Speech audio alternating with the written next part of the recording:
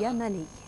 إذا الأزمة المستفحلة في اليمن وذي لها أكثر من 4 أشهر أضرت بالاقتصاد الوطني والتسطع في ثقافة اليمنيين، وأثرت على الاقتصاد الوطني وأثرت على كل شيء في الحياة. فنثمن تثمين عالي موقف الأشقاء في مجلس التعاون الخليجي، وكذلك جهود الولايات المتحدة الأمريكية وبعض الدول الصديقة مثل روسيا والصين، هذه لهم موقف رائع وثابت سواء في مجلس الأمن أو هنا في اليمن.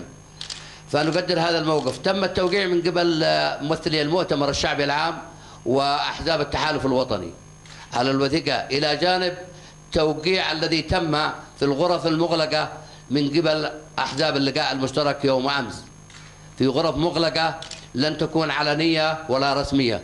ونحن أبلغنا السفير الأمريكي وأبلغنا الأشقاء في مجلس التعاون الخليجي، نحن على استعداد للتوقيع على هذه الوثيقة المقدمة والمبادرة من قبل مجلس التعاون الخليجي في دار الرئاسة. قالوا لا، دار الرئاسة ما بيدخلوها. قلنا في القصر الجمهوري، وقال السفير الأمريكي سوف نحاول إقناع المعارضة وذلك للتوقيع على هذه الوثيقة في القصر الجمهوري.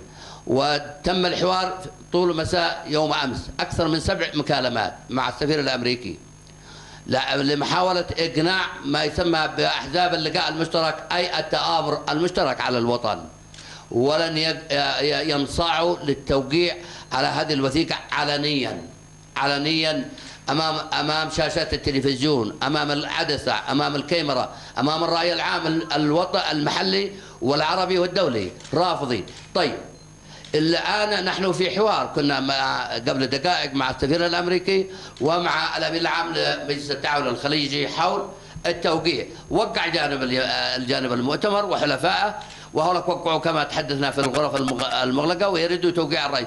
الرئيس قال نعم، أنا سأوقع إذا جاءت المعارضة إلى القصر الجمهوري للتوقيع، لأنها ستكون شريكة في الحكومة الانتقالية، شريكة في الحكومة الانتقالية الذي ستكون مدتها من إلى 90 يوم، 30 يوم أثناء بعد توقيع الرئيس و60 يوم مع نائب رئيس الدولة. إذن سنتعامل عبر الهاتف، سيقسموا اليمين الدستورية أمام من؟ لماذا ما يحضروا؟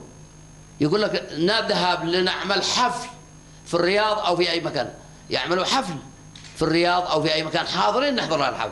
تعالوا أولا إلى الشرعية الدستورية للتوقيع على هذه المبادرة القيمة والطيبة الذي قدمها الأشقاء في مجلس التعاون الخليجي. حبيت أوضح لجماهير شعبنا اليمني رجالا ونساء، نحن صامدون وواقفون على أقدامنا، إن أتوا فنحن مع خيار السلام والأمن والاستقرار، وأن ركبوا رؤوسهم سوف نواجههم بكل الوسائل الممكنة في كل مكان.